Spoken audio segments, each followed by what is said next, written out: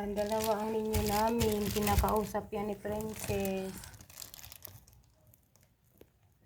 Posible ba ang ninyo pinapasukan din ng mga masasama? Ayan o, umiyak si ninyo o. Ayan o, may luha. Ayan na. Ay, nalaglag tuloy na. Ayan o, may luha siya o. Wala nak, bakit may luha si ninyo nak?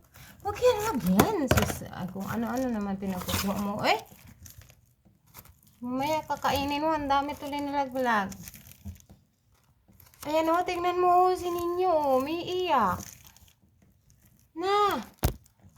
May luha si ninyo. Ayan. Hala. Ayan o. Umiiyak siya o. Luha ba talaga yan? Luha ba yan? Ayan yung isa naming minyo. Binubuhusan na lang siya namin ng bindita kasi lagi siyang kinakausap ni Princess, yung dalawang yan. Minsan kinikis pa. Tapos nagahay pa siya. Ewan ko, ano ba meron? Ay, si Princess.